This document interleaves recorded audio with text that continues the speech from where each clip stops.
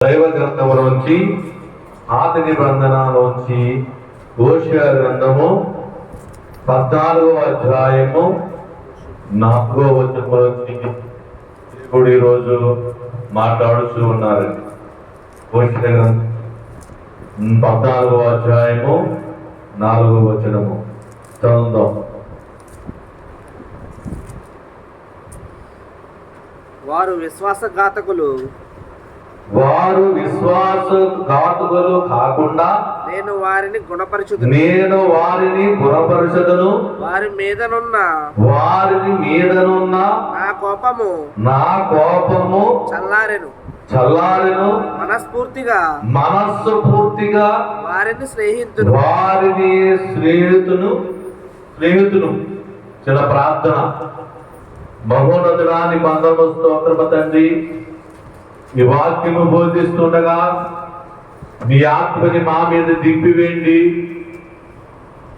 నీ దాసుడైన నన్ను నీ సిలువ చాటున మరుగుపరుచుకుని నీ బిడ్డలైన వారితో మీరు మాట్లాడమని, మాతో మాట్లాడుటకు బైబిల్ మిషన్ ప్రార్థన శాలకు దిగి వచ్చి మాతో మాట్లాడుతున్నా యేసువారి నామం అడుగుతున్నాం తండ్రి, ఆమేన్.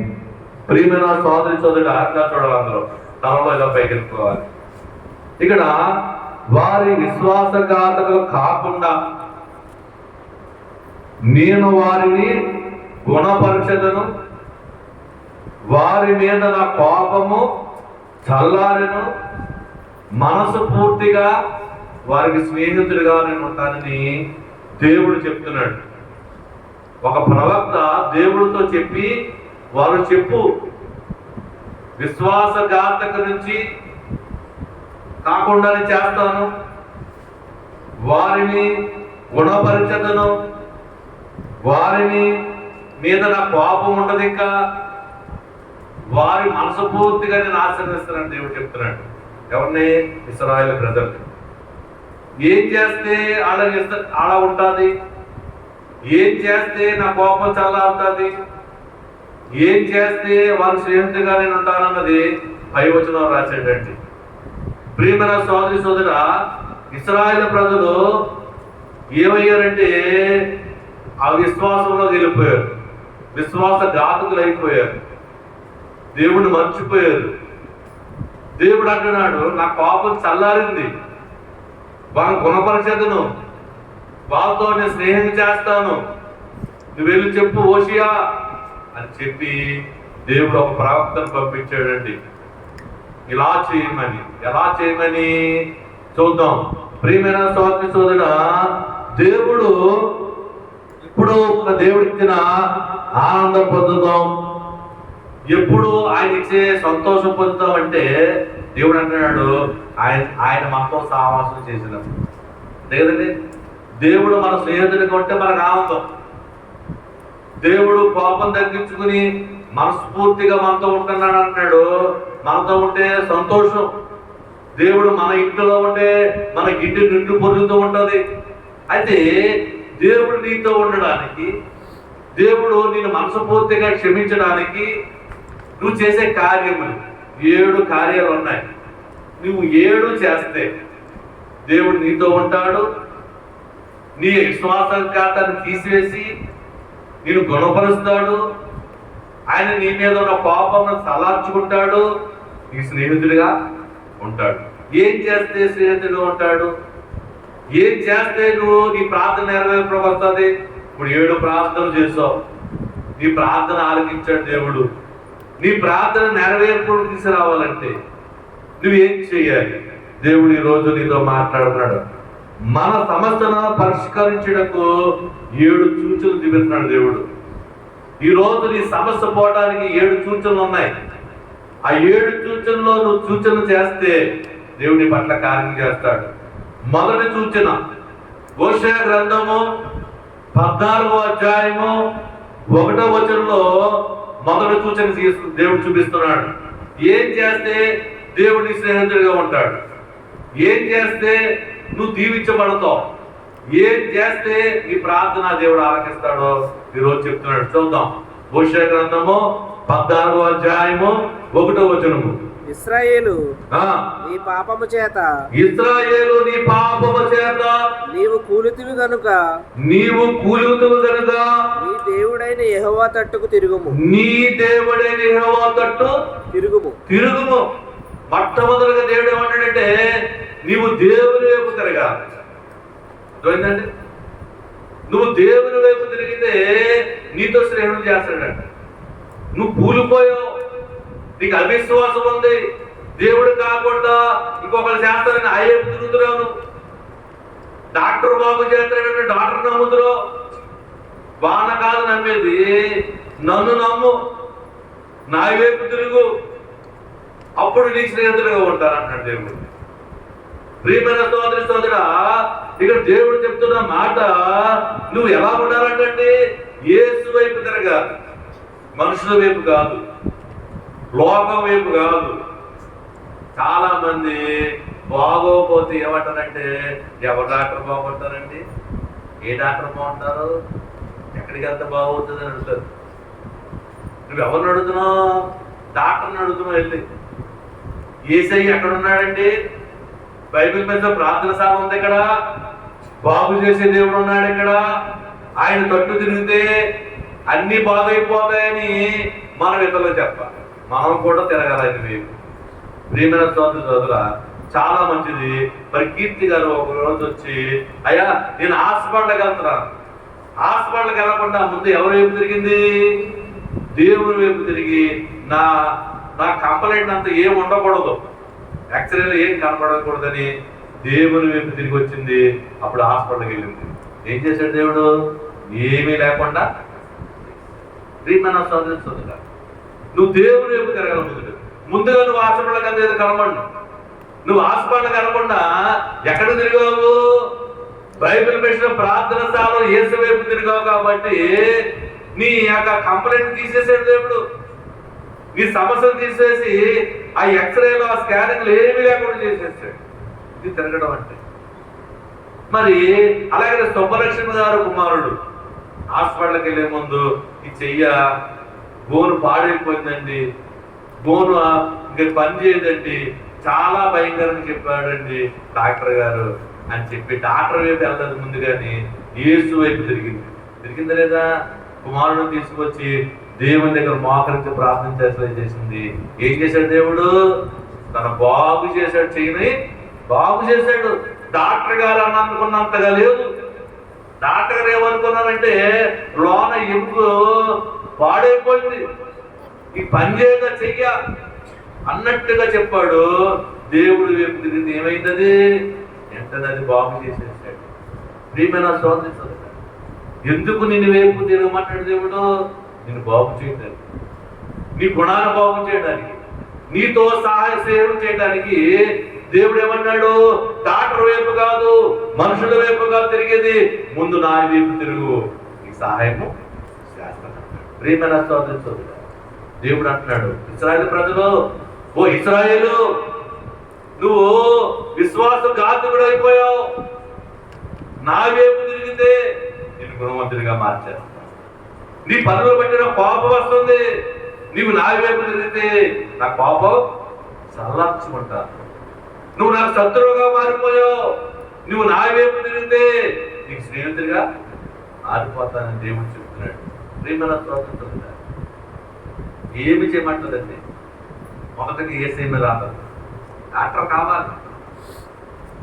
ముందు యేసయ్య, తర్వాత ముందు యేసయ్య దగ్గర మోకరించి ప్రార్థన చేసి, అయ్యా అడుగు, ఇదిగో తండ్రి నేను టెస్ట్కి వెళ్తున్నాను, లేదా నేను ఎలాగెళ్తున్నాను, నన్ను బాగు చేయని దేవుని దగ్గర అడిగితే పరమ వైద్యుడిని బాగు చేసుకోమంటే క్యాన్సర్ వ్యాధిని కొట్టివేస్తున్నాడు దేవుడు, షుగర్ను తీసివేస్తున్నాడు దేవుడు, బీపీలు తీసివేస్తున్నాడు దేవుడు, జీవితకాలం ఉండే జబ్బులై దేవుడి దగ్గర మొత్తం ఏమవుతున్నాయి? వెంటనే మాయమైపోతాడు. ప్రియమైన సోదరుడు, దేవుడికి అసాధ్యమైన ఏం లేదు. జకర్యా గ్రంథము 1వ అధ్యాయము 4వ వచనములో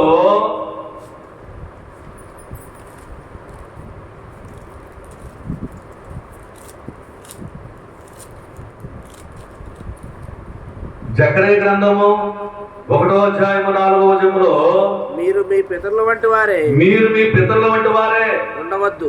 ఆ, ఉండవద్దు. పూర్వీకులైన ప్రవక్తలు ఆ, సైన్యములకు అధిపతి యెహోవా యెహోవా సెలవిచ్చినదేమనగా మీ దుర్మార్గతను మీ దుష్క్రియలను మాని తిరుగుడని వారికి ప్రకటించినను వారు వినకపోయిరి. నా మాటలు ఆలకించకపోయిరి. ఇదే యెహోవా వాక్కు. ఏమన్నాడు దేవుడు? నీ దుర్మార్గతను వదిలేసి, నీ చెడు ఆలోచన వదిలేసి నా వైపు తిరుగు. దేవుడు అడుగుతున్నాడు నిన్ను, మాన్యాలు అడుగుతాడు, దప్పడుగులేదు. నీలో చెడు ఆలోచన తీసేయి, నా వైపు తిరుగు. నీకు ఏది కావాలని ఇస్తాను. నా మాట ఆలకించట్లేదు, ఓ నరుడా నీకు సహాయం చేస్తాను, నా వైపు తిరుగు అంటే ప్రజలు ఏమనుకుంటున్నారంటే తిరగట్లేదు. దేవుడు అక్కడ బాధపడుతున్నాడు. దేవుడు, ఓ నరుడా, ఓ ఇశ్రాయేలు, నీ పితరులు చేసినట్టు చేయొద్దు. నీ దుర్మార్గతను తీసేసి నా వైపు తిరుగు, నీకు సహాయం చేస్తాను. దేవుడు నిన్ను నన్ను ఏం చేస్తున్నాడు? బతిమాలుకుంటున్నాడు. దేవుడు నిన్ను నన్ను ఏం చేస్తున్నాడు? బతిమాలుకుంటున్నాడు. ప్రియమైన సోదర, రెండోది యోషేయ గ్రంథము 14వ అధ్యాయము 2వ వచనంలో మాట్లాడదాం. మాటలు సిద్ధపరచుకొని యెహోవా యొద్దకు తిరుగుడి. మీరు ఆయనతో చెప్పవలసినది ఏమనగా మా పాపములన్నిటినీ పరిహరింపుము. ఇక్కడ ఏమంటున్నాడండి? మొదటిగా దేవుని వైపు తిరగాలి. రెండోది నువ్వేం మాట్లాడమో దేవుని సిద్ధపడి రావాలి. ఏంటంటే నీ మాటలో సిద్ధపడి రా. శనివారం నాడు సన్నిధికి వస్తున్నావు, రంగంపేట ప్రార్థనశాలకు వస్తున్నావు, దేవునితో ఏం మాట్లాడాలో నువ్వు అనుకుని రావాలంట.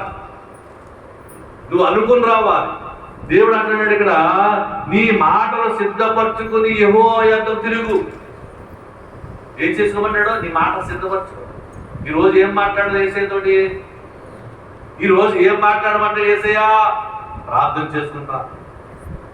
ప్రియమైన సోదర, మొట్టమొదటిగా ఆయన వైపు తిరుగు. ఆయన దగ్గరకు వచ్చినప్పుడు ఆయనతో ఏం మాట్లాడాలో నువ్వు సిద్ధపడకుండా రావద్దు. సిద్ధపడవలసి కావాలి నీకు. యేసయ్య వైపు తిరిగో మంచిదే.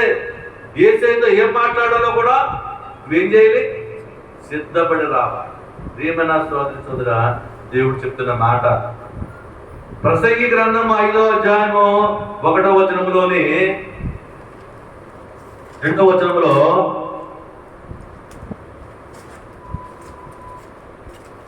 ఇలా చూడాలి.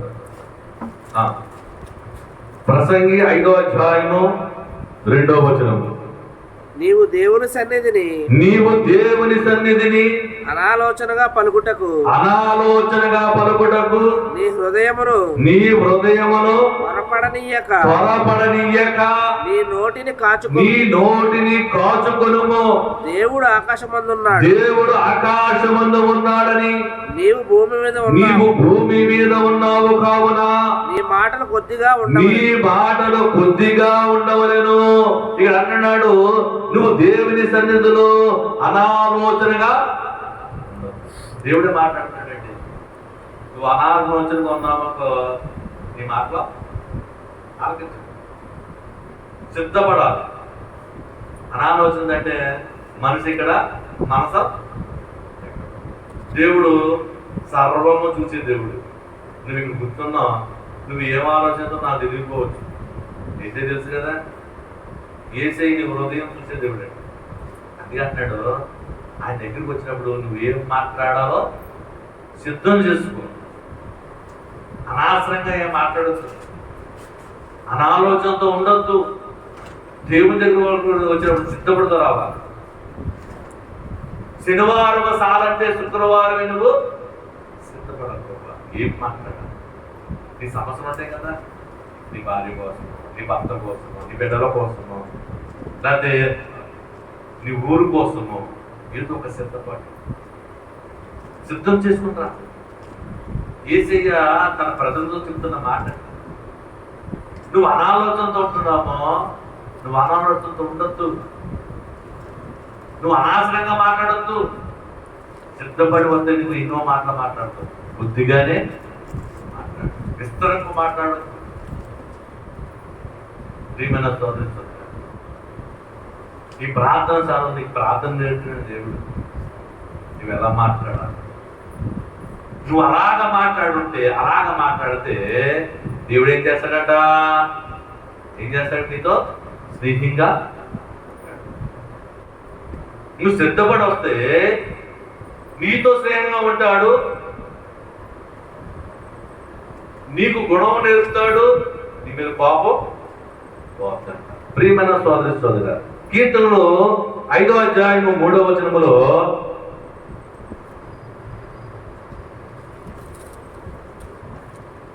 యెహోవా ఉదయమున నా కంఠస్వరము నీకు వినబడును, నీకు వినబడును. ఉదయమున నా ప్రార్థన నీ సన్నిధి సిద్ధము చేసి కాచియుంచుము. దావీదు మాట్లాడుతున్నాడు, ఉదయకాలం లేచి అయ్యా నా ప్రార్థనకి సిద్ధం చేయి. దావీదు చేసే ప్రార్థన అంటే ప్రార్థనకి సిద్ధపడుతున్నాడు. నువ్వు నేను ఏం చేయాలి, ఏ కూజాము లేచి, శుక్రవారం నాడు శనివారం నాడు ఏ కూజాము లేచి, శనివారం సాలకపనం తండ్రి నన్ను సిద్ధపరచు, నీతో ఏం మాట్లాడాలో సిద్ధపరచు, నీతో ఏం మాట్లాడాలో సిద్ధపరచని దేవుడిని అడిగితే ఇక్కడ ఏది ప్రార్థన చేయాలో దేవుడు చెప్తాడు. నువ్వు సిద్ధపడకుండా వచ్చానుకో, అనాలోచనతో వచ్చావనుకో, దేవుడికి ఇష్టం. నా వైపు జరగండి, మీ అనాలోచన తీసివేసి నా వైపు జరగండి. నాతో మాట్లాడడానికి సిద్ధపడు. నేను సర్వాధికారిని, సర్వము చూసే వ్యక్తిని, సర్వము చూసే దేవుణ్ణి, నీ అంతరంగం ఎదిగిన దేవుణ్ణి నువ్వు అనాలోచనతో ఉండొద్దని దేవుడు చెప్తున్నాడు. ప్రియమైన సోదరు, నీ గాయం కట్టాలన్నా, నీ గృహం కట్టాలన్నా, నీ భర్త మారాలన్నా, నీ కుమారులు బాగుపడాలన్నా నువ్వు మొట్టమొదటిగా ఆయన వైపు తిరగాలి. రెండోది, ఆయన మాట్లాడటకు నువ్వు సిద్ధపడాలి, ఆయనతో మాట్లాడటకు నువ్వు సిద్ధపడాలి. మూడోది, యెషయా గ్రంథము 14వ అధ్యాయము 2వ వచనము, మాటలు సిద్ధపరచుకొని యెహోవా యొద్దకు తిరుగుడి. మీరు ఆయనతో చెప్పవలసినది ఏమనగా, మా పాపములన్నిటిని పరిహరింపము. ఎడ్లకు బదులుగా ఆయన వైపు తిరగాలి, ఆయనతో మాట్లాడకు సిద్ధపడాలి. మూడోది ఏమడగలట, నా పాపములను పరిహరించయ్యా. ఏం మాట్లాడాలి, నా పాపములు పరిహరించు అయ్యా తండ్రి. నా దుర్మార్గతను తీసివేసుకుని, నా ఆలోచన తీసివేసుకుని, తండ్రి నువ్వే నా దిక్కుని, నువ్వే నా నమ్మికని నీవేపు తిరిగాను తండ్రి. నా మాటలు సిద్ధపరచుకున్నాను తండ్రి. ఇప్పుడు ఏం చేయాలి నువ్వు? మూడోది ఏం చేయాలి, నా పాపములను పరిహరించండి, నా పాపములను పరిహరించండి, తీసేయండి అని దేవుని దగ్గర నువ్వు అడగాలి. ప్రియమైన సోదర, పాపములను ఒప్పుకొనిడే పాప పరిహారం. ఒకటి, నువ్వేమి చేసే వైపు తిరుగు. రెండు, ఏమి మాట్లాడో సిద్ధపడు. ఇది చాలా జాగ్రత్తగా వినాలి. వినువాడు గైకొనివాడు అన్నాడు. మొదటగా ఏం చేయమన్నాడు దేవుడు? ఆయన వైపు చెప్పాలందరూ. ఏం చేయమన్నాడు? ఆయన వైపు తిరగమన్నాడు. ఎవరి వైపు తిరగద్దు అన్నాడు? లోకం వైపు, డాక్టర్ల వైపు, మనుషుల వైపు తిరగద్దు, నా వైపు తిరుగు అన్నాడు. తిరిగి ఏసైకి వచ్చిన తర్వాత ఏసై దగ్గర నువ్వు ఎలా మాట్లాడమన్నాడు? నువ్వు సిద్ధపడి, ఎక్కడ? ఇంటికాడే సిద్ధపడి, ఉదయాన్నే సిద్ధపడి, పొద్దున్నే నువ్వు సిద్ధపడి, ఏం మాట్లాడాలి, ఏ వంశం పెట్టాలి, నువ్వు సిద్ధపడి అర్థం. అనాలోచనతో ఉండొద్దు, అర్థమైందా? అనాలోచనతో ఉండొద్దు. నా వైపు తిరిగావు కాబట్టి నా దగ్గరికి వచ్చినప్పుడు నాతో మాట్లాడినప్పుడు నువ్వు జాగ్రత్తగా మాట్లాడాలి, సిద్ధపడాలి. నువ్వు నాతో మాట్లాడక నువ్వు సిద్ధపడాలని చెప్తున్నాడు. మూడోది, నా పాపములను పరిహరించు. నా పాపమును పరిహరించండి యేసయ్య. నేను దుర్మార్గురాల్ని, నేను పాపిని, నన్ను క్షమించు తండ్రి, నా పాపములు పరిహరించండి అని నువ్వు ప్రార్థన చేసుకోవాలి. ప్రియమైన సోదరా, 32వ కీర్తన 1వ వచనము,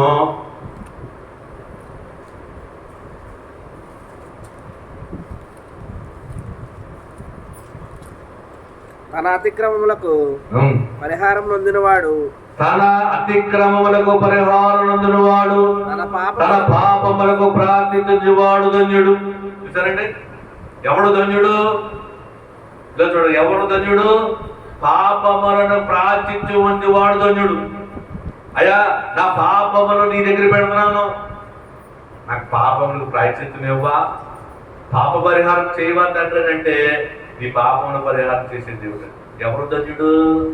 నువ్వు పాపములు ఒప్పుకోకుండా దేవా తండ్రి అంటే నీ పాపాన్ని ఏం చేస్తాడు? అలాగంటే నీ ప్రార్థన దేవుడి దగ్గరికి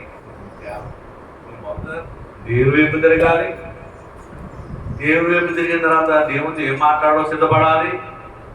దేవునితో ఏం మాట్లాడో సిద్ధపడిన తర్వాత నువ్వు మొట్టమొదటిగా మాట్లాడిన మాట, నా పాపములో ఎవరు ధన్యుడు?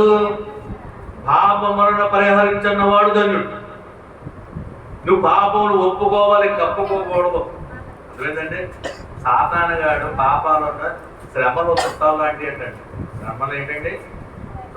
చుట్టాలు ఉంటారా, వెళ్ళిపోతారా? అమ్మా, చుట్టాలు ఉంటారా, వెళ్ళిపోతారా? 2 రోజులు ఉంటారు, 2 రోజులు ఉంటారు, 4 రోజులు ఉంటారు, వెళ్ళిపోరా? శ్రమలు కూడా వస్తాయి, వెళ్ళిపోతాయి. అర్థమైందా? శ్రమలో చుట్టాలాంటి చుట్టాలు వస్తారు, వెళ్ళిపోతారు. శ్రమలు అన్నది వస్తాయి, పోతుంటే నువ్వేమి ఇబ్బంది పడద్దు, నీ పక్షాన్ని ఉన్నా. ప్రియమైన సోదరా, శ్రమలు వచ్చినప్పుడు ఏమవుతారండి? చుట్టాలు వచ్చినప్పుడు ఏమవుతాయి? పప్పలు తెస్తారు కదా, 1 కేజీ మిఠాయిలో, 1 కేజీ మిక్స్లో తెస్తారు కదా. చుట్టాలనే శ్రమ వచ్చినప్పుడు కూడా నీకేం చేస్తాడు? పప్పలు తెస్తాడంటే. శ్రమ వెళ్ళిపోయిన తర్వాత నీకు విజయమే. శ్రమలో నువ్వేం చేస్తావు? ప్రార్థన చేస్తావు. ఎంత చేయవా? కన్నీళ్ళతో చేస్తావు, మామూలుగా కాదు. ఏడుతూ ప్రార్థన చేస్తావు. నీ ఏడుపు యేసయ్యకి ఇష్టం. నీకు కావాల్సింది కన్నా డబ్బులు ఎత్తాడు దేవుడు. ఎందుకు? నీకు అన్ని సమానంగా ఉంటే నువ్వు దేవన్నావు అంటావా? నువ్వు నీ ఇంటికంటే ఇంటికి పొందిపోతున్నావు అనుకోండి, ధనం ఉపరితం ఉందన్న దేవుడు కావాలి నీకు. దేవుడు అవసరం లేదు, నీకు ఇంటికాడ ఉంటావు అంతే కదా. ఎప్పుడు దేవుడికి అవసరం? లోటు వచ్చినప్పుడు, భర్త మారినప్పుడు, బిడ్డల భవిష్యత్తు లేనప్పుడు, అప్పుడు దేవా అని వస్తావు. నీకు శ్రమ కూడా ఎందుకు పెడతాడంటే దేవుడు వైపు చూస్తామని. నీ భర్త మారకపోవడం కారణం ఏంటంటే ఇంకా నువ్వు గట్టిగా ప్రార్థన చేయాలని. నీ దగ్గర నుంచి అది అడుగుతున్నాడు దేవుడు. నీ భక్తి పెరగాలని నీ శ్రమ పెడతాడు తప్ప నేను బాధ పెట్టాలని. శ్రమ వచ్చినప్పుడంట అనుకోవాలంట, ఏంటయ్యా నాకు ఈ శ్రమ, నేను ఏం తప్పు చేశాను, నాలో ఏముందో లోటు అని దేవుడిని అడిగితే దేవుడు చెప్తాడు. మన సోదరు దేవుడు చెప్తున్న మాట, దేవుడు అంటున్నాడు, నా వైపు తిరుగు, నీకు స్నేహితుడిగా నేను ఉంటాను. నా ప్రార్థన చేసినప్పుడు నువ్వు సిద్ధపడురా, నీకు స్నేహితుడిగా నేను ఉంటాను. నీ పాప పరిహారం కోసం అడుగు, నీ పాపంలో అసలు నువ్వు ధన్యుడువు, నువ్వు ధన్యురాలు అని దేవుడు చెప్తున్నాడు. ఎప్పుడంటే నీ పాపంలో ఒప్పుకున్నప్పుడు. ప్రియమైన సోదరా, దేవుడు అంటున్నాడు ఇకను 4వది హోషేయ గ్రంథము 3వ అధ్యాయం 3వ వచనం, ఎడ్లకు బదులుగా నా పెదవులను అర్పించదను. మూడోది ఏమన్నాడంటే, నాలుగోది పెదవును అర్పించాలంట. ఒకటి యేసు వైపు తిరగాలి. ఎన్ని చెప్పాను? 3 చెప్పానా? ఒకటి యేసు వైపు, రెండోది మాటలు మాట్లాడేటప్పుడు నువ్వు సిద్ధపడి రావాలి, చెప్పాలి, నేను 3 చెప్పాలి. మూడోది ఏమనాలి? పాప పరిహారం చెయ్యండి. గుర్తుంచుకోవాలి. ఒకటి దేవుని వైపు తిరగాలి. 2 దేవుని దగ్గర వచ్చేటప్పుడు నువ్వు సిద్ధపడి రావాలి, ఏం మాట్లాడాలో. 3 నువ్వు సిద్ధపడిన మాటలు ఏం మాట్లాడమంటున్నది అంటే, నా పాప పరిహారము చెయ్యండి అని అడగాలి. 4వది నా పెదవులను ఏమన్నాడు? ఎడ్ల బదులు నీకు నా పెదవులను అర్పించదను. ఎడ్ల బదులు అంటే డబ్బుల బదులు, కానుక బదులు నా పెదవులను నీకు సమర్పిస్తున్నాను. పెదవులు అంటే నీ మాటలు. అన్యాయంగా నేను మాట్లాడిన తండ్రి, నేను సమర్పించేస్తున్నాను నా పెదవులు. నీ నోరు బాగుంటే నీ ఊరేముంటది? నీ ఊరు బాగుంటుంది. అందుకని ఏమంటాడు? నీ నోరు నాకు సమర్పించు. నీ ధనం కాదు, నీ ఎడ్లను సమర్పించడం కాదు, నీ పెదవులు నాకు. దేవుడిని ప్రేమించాలంటే, దేవుడి కార్యం చేయాలంటే మొట్టమొదటిగా దేవుని వైపు తిరగాలి. దేవుడి నీ కార్యం చేయాలంటే దేవుని దగ్గరకు వచ్చినప్పుడు నువ్వు సిద్ధపడి రావాలి. సిద్ధపడి వచ్చిన నీవు నీ పాప పరిహారము చేసుకోవాలి. 4వది, అయ్యా నా నోరుని సమర్పిస్తున్నది. నా ఎట్లు కాదు నీ సమర్పణ, నా ధనం కాదు నీ సమర్పణ. ఏం సమర్పించినానో? నా పెదవులు, నా మాటలను.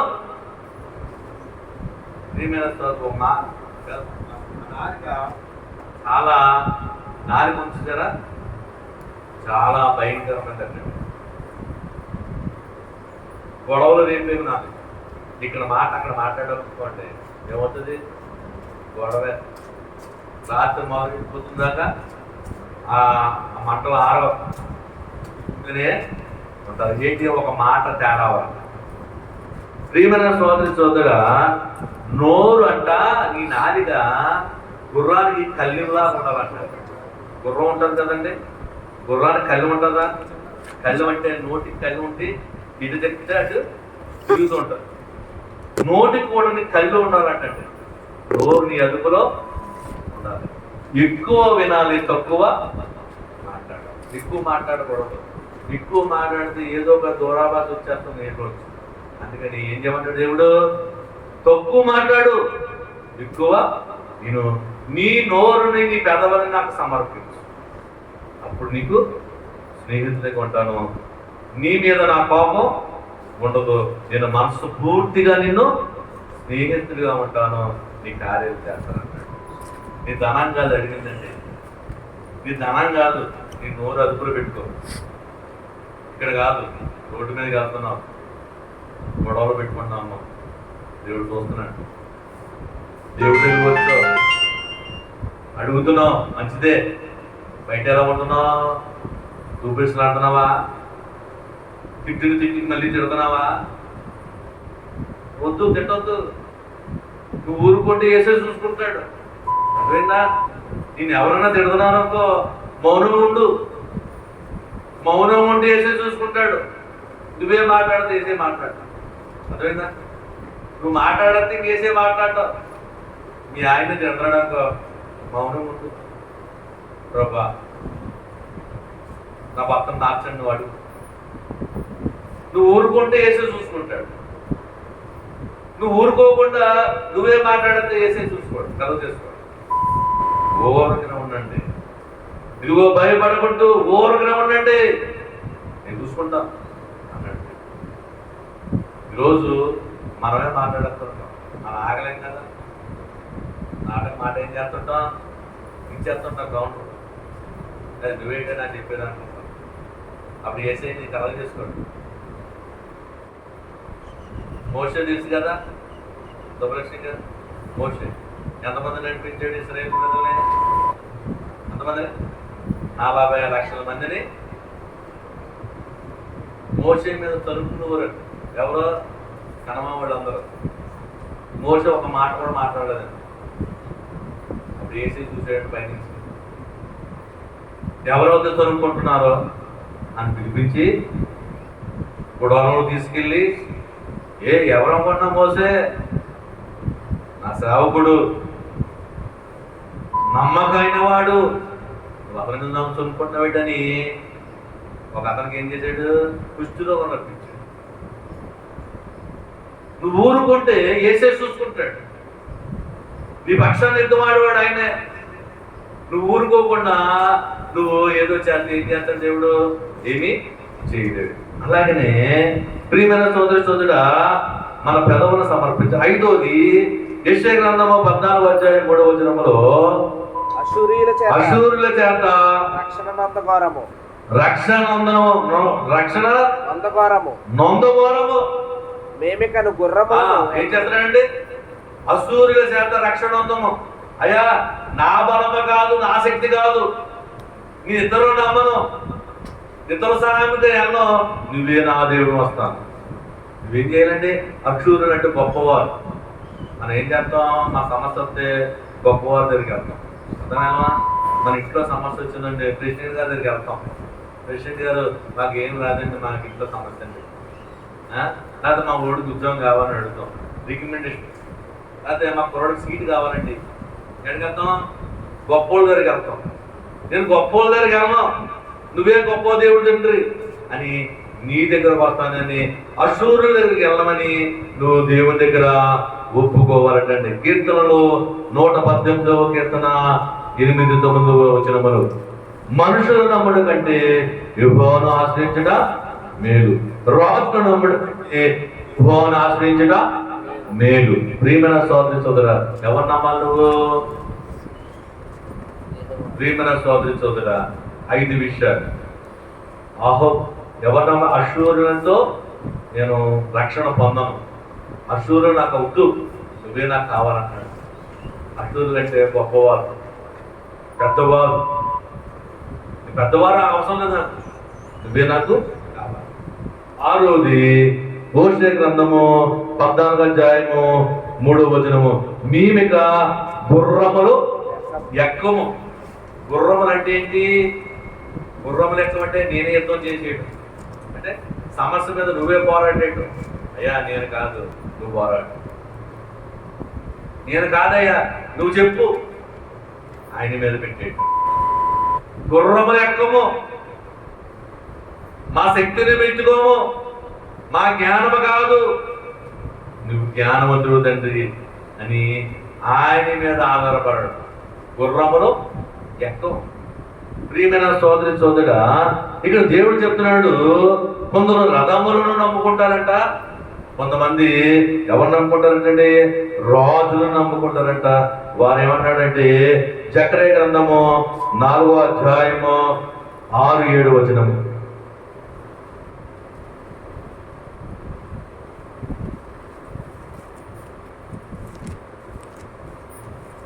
జకర్యా 4:6-7 అప్పుడు అతడు నాతో ఇట్లా, నేను జెరుబ్బాబెలునకు ప్రత్యక్షమగు యెహోవా వాక్కు ఇదే, శక్తి చేతనైనను బలము చేతనైనను కాక నా ఆత్మ చేత ఇది జరుగును, ఇది సైన్యములు యెహోవా సెలవిచ్చు మాట. ఏమన్నాడంటే నీ శక్తి వల్ల కాదు, నీ శక్తి వల్ల ఏం చేయలేదు. నీ ధనం ఉందా? ఇల్లు కట్టాలనుకున్నా కట్టలేదు. ఏంటండి, ధనవంతులు ఉన్నారు, ఇల్లు కట్టగలుగుతారా? దేవుని ఆజ్ఞలైతే నీ శక్తి వల్ల ఏం కాదు, నీ బలము వల్ల ఏమి అవ్వదు. ఇది యెహోవా సెలవిస్తున్నమాట. నువ్వు అనుకోవచ్చు, నా దగ్గర 1,00,000 రూపాయలు ఉందండి, ఏంటి చిన్న షెడ్ వేసుకుంటాను అనుకోవచ్చు. నువ్వు వేయలేవు, ఆయన ఆజ్ఞ లేకపోతే. అర్థమైందా? ఒక 5 లక్షల సీటు ఉందండి, స్లాబ్ వేసుకుంటారంటే అవ్వదు పని. నీ శక్తినైనాను నీ బలమ చేత ఏది కాదు, ఇదే యెహోవా వాక్కు. అందుకే ఏమంటాడు, నా శక్తిని నమ్ముకో, నువ్వు గుర్రం ఎక్కొద్దు. గుర్రం అంటే ఏంటి? నువ్వే యుద్ధం చేసేయడం. గుర్రం అంటే ఏంటి? నువ్వే కట్టేయడం అనుకుంటున్నామో. నీ వల్ల ఏం కాదు. ఏమంటున్నాడు? శక్తినైనాను బలమైనవి కాదు నేను చెయ్యాలని దేవుడు చెప్తున్నాడు. నువ్వు ఆయన నమ్ముకుంటే దేవుడు ఏం చేస్తాడు? నీకు స్నేహితుడిగా నువ్వు ప్రార్థన ఆలకిస్తాడు. ప్రియమైన సోదరి సోదరి, 6 మాటలు చెప్తాను. 7వ మాట చెప్పని ముగించుకుందాం. 7వ మాట అదే 3వ వచనంలోనే, మీరు మాకు దేవుడని మీక మీదట మా చేతులు ఏమన్నాడండి? పనితో చెయ్యము. అంటే దేవుడు ఏం చేస్తున్నాడండి? మేము ఇంకా ఏ చేతులు చాపము, ఏ దేవుడికి మొక్కం. నువ్వే నా దేవుడు అంటే విగ్రహ ఆరాధన మేము చెయ్యము. నువ్వేం చెప్పన్నాడు? నేను ఏ దేవుడికి మొక్కను తండ్రి, నువ్వే నా దేవుడని నేను నమ్ముకుంటానయ్యా అని అనుకుంటే నువ్వేం చేస్తున్నాడు? దేవుడు నీతో స్నేహం చేస్తాడు, నీకు కార్యాలు చేస్తాడు. చూస్తుందా?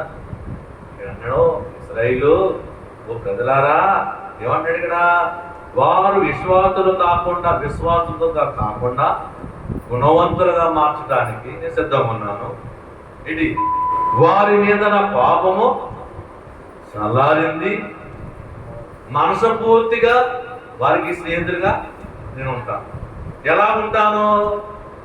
ఎలా చేస్తే ఉంటాను? 7 సూచనలు చూపించాడు. 1, నువ్వు దేవుని వైపు తిరగాలి. చెప్పాలి. ఎలా తిరగాలి? దేవుని వైపు తిరిగితే నీకు ఆయన స్నేహితుడిగా ఉంటాడంట. ఆయన కోపం చల్లారుతుందంట. నిన్ను గుణవంతురాలుగా. 2వది, నువ్వు సిద్ధపడి రావాలి. దేవుడితో మాట్లాడటానికి నువ్వు సిద్ధపడి వస్తే ఏం చేస్తాడంటే దేవుడు? ప్రియమైన సోదరి సోదరుడా, ఏం చేస్తాడంటే దేవుడు నిన్ను స్నేహితుడిగా మార్చుకుంటాడు. నీవు గుణవంతురాలుగా నిన్ను మార్చుకుంటాడు. నీ ప్రార్థన ఆలకిస్తాడు. 3వది, నువ్వు సిద్ధపడి వచ్చిన తర్వాత మొట్టమొదటిగా నువ్వు ఏం మాట్లాడాలి దేవుని దగ్గర? నా పాపములను పరిహరించు. నా పాపములను పరిహరించయ్యా. పాపములను పరిహరించువాడు ధన్యుడు, పాపములను ఒప్పుకునేవాడు ధన్యుడు. ఎవడు ధన్యుడు? పాపములు ఒప్పుకొని పరిహరించాడు అన్నవాడు ధన్యుడు. 3వది. 4వది, నువ్వేం చేయాలి? 4వది, దేవుని వైపు తిరిగిన తర్వాత 4వది నువ్వేం చేయాలంటే, ప్రియమైన సోదరి సోదరుడా, నా పెదవులను నీకు సమర్పణ. ఏం చేస్తాడు? నా పెదవులు మోకరంతో నా ప్రార్థన తండ్రి, నా నోరు నీకు సమర్పిస్తున్నాను. అడ్డుగా నేను మాట్లాడను, అడ్డంగా నేను మాట్లాడను. నా నాలుకని అదుపులో పెట్టుకుంటాను. అయ్యా నీకు సమర్పిస్తాను తండ్రి అని దేవుని దగ్గర ఒప్పుకోవాలి. అర్థమైందా? దేవుడు ప్రార్థన నేర్పుతున్నాడు. దేవుడి దగ్గర ఎలా మాట్లాడాలో, నువ్వు ఎలా ఉండాలో దేవుడు చెప్తున్నాడు. వాక్యంతో చెప్తుంది, నేను కాదు. యేసయ్య వాక్యంతో నీతో మాట్లాడుతున్నాడు. ఏం మాట్లాడుతున్నాడు? నేను విశ్వాసఘాతుకురాలుగా చేయడం అంటున్నాడు దేవుడు. నేను గుణవంతులుగా చేస్తా. నీ మీద నా కోపం చల్లారుతుంది. మనసు పూర్తిగా నేను చెప్తున్నాను, నీకు స్నేహితుడిగా నేను ఉంటాను. యేసయ్య చెప్తున్నా మాట మనసు పూర్తిగా. ఆయన మనసు పూర్తిగా నీతో చెప్తున్నాడట. ఏం చేస్తే? నా వైపు తిరిగితే నీకు స్నేహితుడిగా ఉంటాను. నా వైపు తిరిగితే నీకు ఎలా ఉంటానో? స్నేహితుడిగా ఉంటాను. నా దగ్గర సరిగా నువ్వు మాట్లాడితే నేను గుణవంతుడిగా మార్చేస్తాను. నీ పాపములకు పరిహారం అడిగితే నీ పాపములను కొట్టేస్తాను, నేను ధన్యుడిగా మార్చేస్తాను. నా పెదవులు నీకు సమర్పించుకుంటే, నీ మాటలు ఆయన సమర్పించుకుంటే నేను ఏం చేస్తానంటాడు? గొప్పవాడుగా చేస్తానంటాడు. ప్రియమైన సోదరు, అలా అదవుతుందా? ప్రియమైన సోదరు సోదరా, నీ పెదవులు అయినా ఎవరికి అప్పచెప్పాలి? నీ కానుకలు కాదు, నీ ఎద్దులు కాదు, నీ మేకలు కాదు, నీ గొర్రెలు కాదు. నీ పెదవులు నాకు అప్పగించు. నువ్వు అన్యాయంగా మాట్లాడుతున్నావు, దూబీసలాడుతున్నాము, బూతు మాటలు మాట్లాడుతున్నాము. వద్దు వద్దు, నీ మాటలు నాకు అప్పు చెప్తే నోటికి తాళం వేసి నిన్ను చూసుకుంటాను దేవుడు చెప్తాడు. ప్రియమైన సోదరి చూడండి. 5వది, అశూరులను ఆశ్రయించను. అశూరులను అంటే గొప్పవారు నేను ఆశ్రయించను. గొప్పవారిని కాదు, అంతకంటే గొప్పవాడు అయ్యా నువ్వు. యేసయ్యా నువ్వు సర్వాధికారువు, నిన్నే ఆశ్రయిస్తుంది తప్ప మనుషులను కాదు, రాజులను కాదు, లోకంలో మనుషులను కాదు, నిన్నే ఆశ్రయిస్తాను. 4వది, ప్రియమైన 5వది, 6వది ఏమంటున్నాడు? నా శక్తి మీద ఆధారపడమన్నాడు. గుర్రములను ఎక్కం. ఏమన్నాడండి? గుర్రం లెక్క ఉందండి. మా శక్తి కాదు, నువ్వే నా శక్తి. నా శక్తి అయినను నీ బలమైనను ఏమి చేయదు యెహోవాకి. నీ దగ్గర ధనం ఉందా? ఏం పని అవుతుంది. నీ దగ్గర బలం ఉందా? నువ్వు బలవంతుడు అనుకుంటున్నావా? గొప్ప ఆరోగ్యవంతుడు అనుకుంటున్నావా? నువ్వు దేవుడు అనుకుంటే నీ ఆరోగ్యాన్ని చెప్పు తప్పనే. మొన్న కరోనాలో బలవంతుడు ఎగిరిపోలేదా? ప్రియమైన సోదరా, నా బలం ఉంది, నేను ఎక్సర్సైజ్ చేస్తున్నాను, నాకేం అంటుకోదు అనుకున్నాడు. కరోనా రోడ్డు అండి తిరిగాడు. ఏమైపోయాడు? నీ శక్తి కాదు, నీ బలం కాదని లేడు. ఏం చేశాడు? తిరిగిపోయాడు. ఈరోజు అనుకో, నువ్వు నడిచి వస్తున్నావు, నువ్వు దూరం నుంచి వస్తున్నావు అంటే దేవుడు శక్తి, దేవుడు నీకు శక్తి ఇస్తేనే నడిచి వస్తున్నావు తప్ప నీ శక్తి కాదు. అర్థమైనా? నీకు కంటి చూపించింది దేవుడు, నీకు నరకంగా ఇవ్వడానికి శక్తినిచ్చింది అయ్యా. నీ శక్తే, నీ బలమే, ఆయన మీద ఆధారపడటమే నీవును ప్రేమిస్తాడంట దేవుడు. అలాగనే 7వది ఏం చేయమన్నాడు? విగ్రహాలకు నమస్కారం చేయను. విగ్రహాలకి నమస్కారము చేయను. అయ్యా